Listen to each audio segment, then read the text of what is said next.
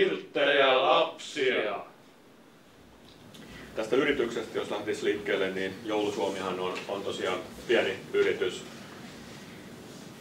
Kyllä se on aika pieni liiketoiminta ja lähinnä jouluaattona tapahtuu enemmän tätä toimintaa ja ennen joulua, niin se puoli meillä on kyllä myöskin kasvussa. Ja meillä on tänä vuonna arviolta noin 40 joulupukkia työssä yhteensä, mitä on vaikea arvioida sitä määrää, että niistä yli puolet on pääkaupunkiseudulla ja sitten muualla vaihtelee sitten paljon se lukumäärä. Ja jouluaattona me ollaan varmaankin Suomen alueellisesti suurin joulupukkipalvelu, eli tänä vuonna toimitaan niin kuin viime vuonnakin pääkaupunkiseudulla, siellä on Espoo, Vantaa, Kauniainen, Helsinki ja sitten Tampere, Turku, Hämeenlinna, Hyvinkää. Valkeakoski pudotettiin pois viime vuoden jälkeen ja Lahti tuli sitten uutena tilalle. Eli Lahdessa ollaan ensimmäistä kertaa ja siellä näyttää ihan hyvältä. Tässä marras-joulukuussa meillä on tänä vuonna ollut 4-5 joulupukkia tekemässä sitten keikkoja kauppakeskuksissa, muun muassa Tampereen Koskikeskuksessa ja marketeissa, yritystapahtumissa ja sitten tämmöisenä autolintuna on pikkujoulut, eli niissä on sitten, jos niissä on aikuisyleisö, niin on tämmöistä humoripitoisempaa se ohjelma näissä pikkujoulussa. Muutenhan tässä niin kuin lähinnä on lapsiyleisöä. No oli tässä joku semmoinen kansainvälinen yritys, missä oli suurin osa oli aikuisyleisö ulkomailta ja heitä kiinnosti nähdä suomalainen joulupukki. Et jos Finland Film Company Oy aukaisee toisen toimiston Lontooseen, niin siellä voidaan sitten ainakin Lontoossa yrittää tarjota tavaratalojoulupukkipalvelua, että tämmöistä kodessa käyntiä niin ei ulkomailla aiota ruveta tarjoamaan. Muita palveluita, mitä yrityksellä on muun muassa tämmöinen hauskempi joulupukin kirja, mitä lähinnä ainoastaan Suomessa tilataan. Ei ole mikään kauhean suuri toiminta vielä se. Vähän erilainen versio meillä. Sitten on tämmöinen mahdollisuus kysyä joulupukilta tekstiviestillä kuulumisia ja siinä on joka päivä eri vastaus. Ja, ole hyvä. Joo. Ole hyvä. Tää on kai vaan näin. Joo, eli sitä pystyy tänne Sen verran säätelemään, että jos se meinaa olla liian matalalla tai ylhäällä, niin tekee sinne just semmoisen jonkinlaisen solmun sinne jonnekin kohtaan. Mä taisin vetää sinne viimeksi joku vähän kireemmäksi sitä teipillä sillain, että saisin niinku pysyä vähän tuossa ylempänä, koska muistaakseni lähti niinku aika alaspäin. Joo, mä vedän tähän joku paremmin. Tässä menee nyt vähän fiilis, tuo kesseri kattelee tuolta noin kuin joulupukki pukeutuu. Näkö on verho. Se on tää tuo meillä tuolla isällä on vähän selittämistä. Salainen vaihe. Se on. Hei, Tarvikko. Sä olet tulla omasta takaa, mutta mulla on sen verran tytöitä. Mihinkäs tukkaan sä et tarvitse? Sitten joulupukki, nyt ne voi olla päällä, mutta... Mulla on muuten perussettipatti. Saappaan päälliset puuttuu ja sitten toi keppiä ei oo.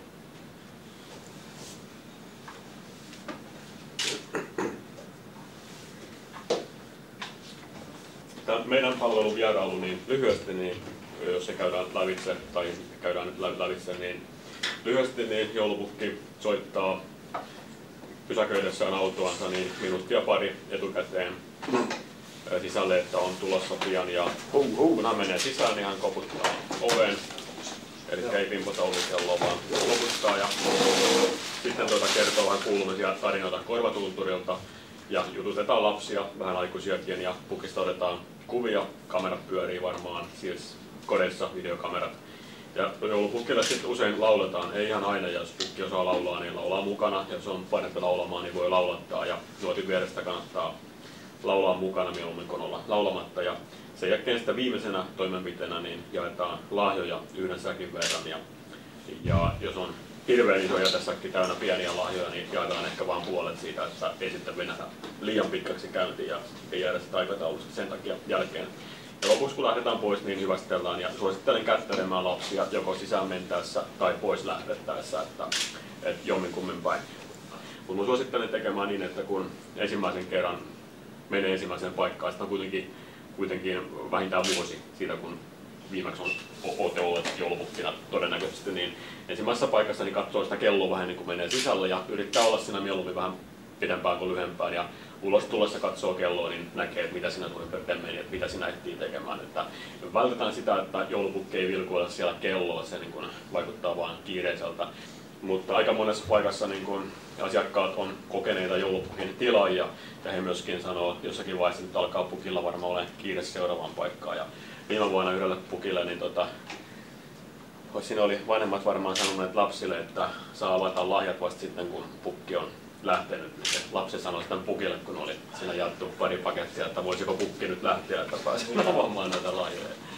Ja sitten on tämä puoli, että jos aikataulussa ollaan jäljessä ja on pieni paniikki päällä, jos näin pääsee käymään, niin kuitenkin näissä vierailuissa niin pyritään esiintymään rauhallisesti, että jos ratin takana onkin sitten kova pörinä päällä, niin sitten kun mennään sisälle, niin yritetään sitten rauhoittua ja olla kiireettömiä siinä sen vierailun aikana sillä tavalla, että se mahdollinen kiire, jos tulee, niin ei näkyisi olemuksesta. Eli tämä nyt on ehkä, voi olla joillekin se haastava asia tässä, että jos käy näin, että on niin kuin yhtä aikaa, kiire pysyy aikataulussa ja sitten samaan aikaan, niin halutaan kuitenkin esiintyä monta 100 vuotta vanhana joulupukkina.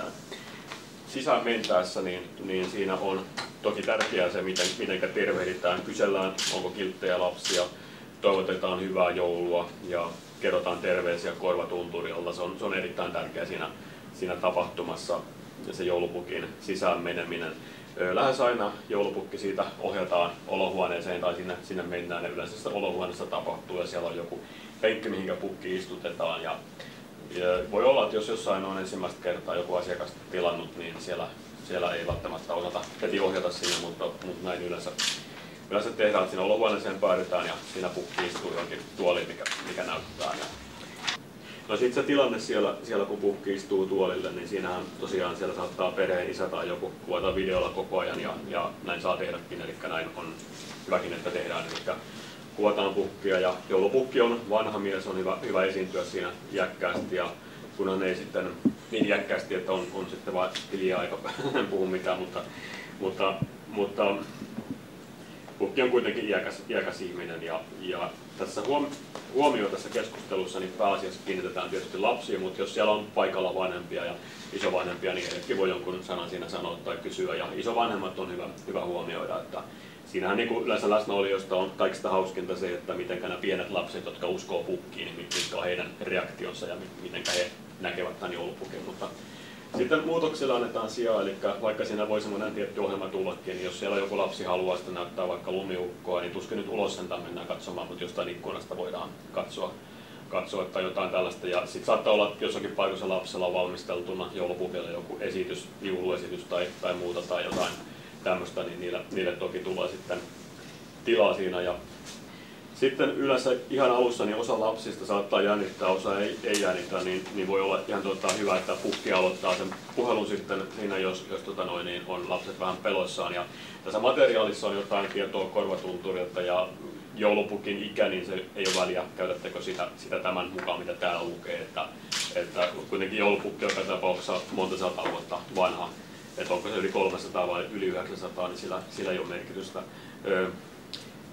Ja sitten googlaamalla voitte löytää lisää jouluaiheesta jutun aihetta netistä, mutta yleensä suurin osa lapsista niin tämmöiset pienet ytimekkäät tarinat niin uppoo parhaiten. Eli Petteri Punakuonosta voi kertoa jotain ja mitenkä päästiin tänä vuonna tulemaan tänne, että jos niin kun esimerkiksi on lunta, vaikka pääkaupunkiseudulla vähemmän, niin minne kädekin jätettiin ja millä tultiin loppumatka ja käytettiinkö helikopteria ja mitenkä lahjat saatiin tuotua. Eli tämmöisiä pieniä yksinkertaisia tarinoita, niin ne on tosiaan lelutehtaat kiinnostaa tai lelupajat, tontut kiinnostaa yleensä lapsia, niin niistä voi lukea tästä matkusta tai voitte etsiä ja voi olla mielessä omiakin hyviä tarinoita, mitä voi kertoa. Ja kun mulla viime vuonna vai toissa vuonna, niin mulla oli toi perinteinen keppi mukana ja siinä mulla on semmonen, mistä on jostain aikanaan siitä, kun on karsittu oksat pois, niin jäänyt sitten semmoiset oksan kohdat siihen, vaaleat kohdat. Ja mä sitten kekkasin siinä, kun mä odottelin yhteen paikkaan, niin oli vähän etuajassa, niin mulla oli autossa niin musta ja punainen tussi. Ja mä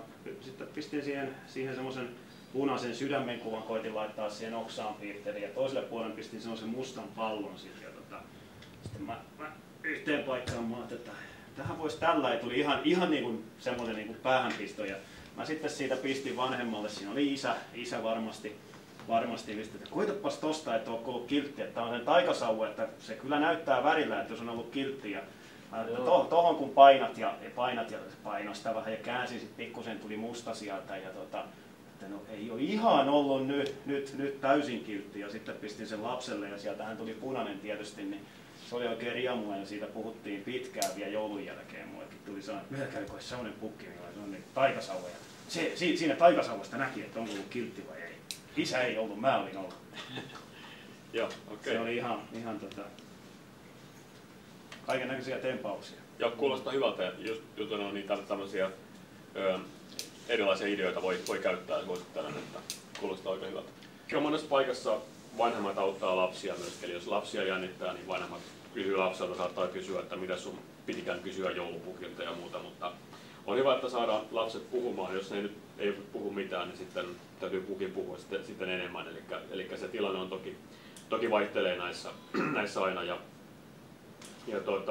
kun meiltä tulee ne ohjeet, eli viimeistään aattona ja sähköpostitse, niin me lähdetään nyt käytännössä tekstariin heti, kun ne ohjeet on lähetetty sähköpostitse, niin ei tarvitse sitten koko ajan vahtia sähköpostia. Eli niissä ohjeissa on tosiaan tietoa, niin nyt suosittelen käyttämään tosiaan hyväksi niitä.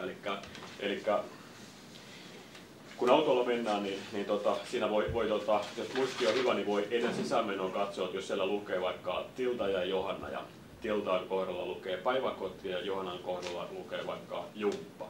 Niin sitten kun mennään sisään, niin tunnistetaan Tilda oli 5 vuotta ja Pukki tietää iät ja Johanna oli 4 vuotta. Ja sitten voi kysyä sieltä Tildalta, että millaista se on päiväkodissa ollut ja sitten Johannalta, että kuinka jumppa on mennyt. Niin tosiaan ne tiedot, mitä tulee, niin ne tulee, me kysytään niitä asiakkailta, niin ne on hyvä käyttää. Eli joillekin muisti pelaa paremmin, joillekin huonommin, ja sitten kun on aattopitkä päivä, niin voi pelata huonommin.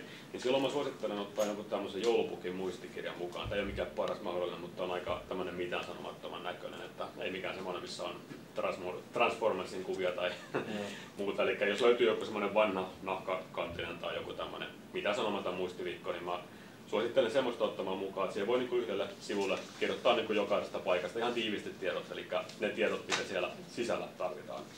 Eli toki voi itseä varten kirjoittaa osoitteetkin ylös, jos haluaa, mutta sisällähän tarvitaan yleensä vain ne lasten etunimet ja iät ja sitten mitä niissä lukee harrastuksesta. Joskus siellä saattaa olla sitten, että perheen isä on antanut jonkun tiedon tai äiti tilatessaan, että pitäisi Anttia muistuttaa harjaamaan hampaat. Niin sitten pukin on hyvä sitten muistuttaa siitä, eli joulupukkia käytetään tämmöisenä kasvatuskeinona ja tosiaan me sitten autetaan sitten vanhempia, jos tämmöisiä tulee, mutta mä suosittelen tämmöistä joulupukin muistikirjaa, meillä ei vielä ole antaa niitä mukaan semmoisia sopivia, mutta ihan joku semmoinen muistiviikko, niin silloin ainakin ne muistaa sitten paremmin. Ja sehän ei ole pukille mikään häpeä, että hän vähän lunttaa sieltä jostain pienestä kirjasestaan, minkä hän kaivaa jostain esiin, että sehän niin näyttää jännittävältä myöskin, ja pukki käy kuitenkin tuhansia lasten luona, että voi sen sanoakin siinä, jos se tulee puheeksi, että joutuu välillä vähän lunttaamaan asioita. Sitten on ihan hyvä, mä oon sillä lailla käyttänyt just monasti sillä, että nyt täytyykin katsoa, että mitä tontut on tässä muistutellut pukille tässä koko kesän mittaan ja muuten, että pukki ei ihan tarkkaan muista, mutta täytyy täällä tarkistaa. Kuulostaa hyvältä paikasta. Se on hyvä just ottaa sillä niin sitä kautta.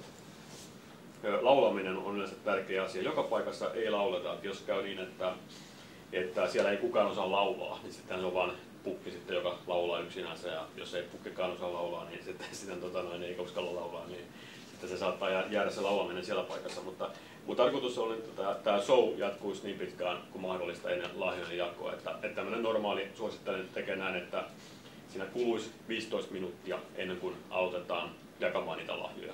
Koska se lahjojen jakaminen se nyt ei niin kauan sitten kestä kuitenkaan.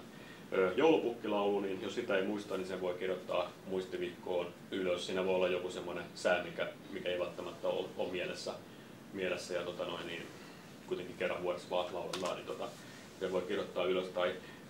Mutta tosiaan se suosittelen ehdottomasti, että jos on musiikki-instrumentti, viime vuonna meillä oli yhdellä joulupukilla haitari, mitä hän soitteli ja muutamalla oli kitarat mukana, niin silloin se toimii loistavasti, että niin kuin voi laulattaa sitten. Ja lahjojen jakaminen, niin yleensä siinä on katsottu niin, että siellä oven takana on semmoinen säkki odottamassa, missä on jokaiselle yksi lahja. Joskus siellä on isompi säkki, missä on enemmän noita lahjoja. Niin tarkoitus on kuitenkin, että pukki jakaa siinä yhden säkin verran, että se sitten ei viettää aikaa ja niin liikaa, mutta siinäkin samalla voi keskustelua jatkaa. Eli sen tosiaan niin kuin, ei ole tarkoitus vauhdilla sitäkään tehdä, mutta tarkoitan niin päin, että mieluummin tapahtumiin ennen lahjojen jakamista niin panostetaan aikaa. Että tämä lahjojen jakaminen, niin lapset saavat ne, niin heidän huomioon sitten kiinnittyy niin lahjoihin, että pitkitetään siihen vaiheeseen pääsyä ja laulu yleensä on niin kuin, tavallaan se viimeinen juttu, mitä tehdään. Ja sitten kun on uskallettu laulaa siis lapset, niin sitten palkinnoksi he saavat sitten nämä lahjat pukilta, että saattaa olla tämän perinne jossain sitten myöskin.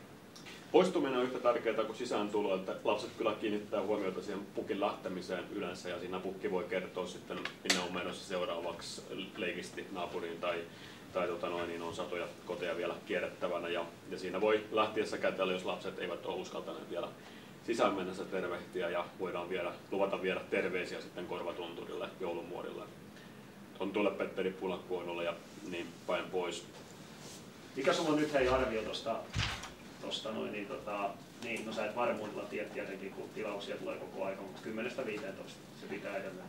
Joo, eli en osaa ihan sanoa, mutta kyllä meillä täällä tavoitteena on niin kuin minimi 10 paikkaa. Joo, jos alle 10 jäätäisiin, niin sitten se on vähän niin huono asia sitten mutta no nyt tässä me ollaan tehty vähän näillä alueilla nyt semmoista, että varsinkin siellä aamupäivänä kautta alkupäivän puolella niin saattaa olla käyntejä jossain tyyliin Päälässä ja sitten Ylöjärvellä vähän kauempanakin, että niistähän tulee sitten hyvät kilometrikorvaukset ja siellä jos muuten on tyhjempää, niin ollaan tällä tavalla yritetään sitä asiakaskuntaa. Hyvä!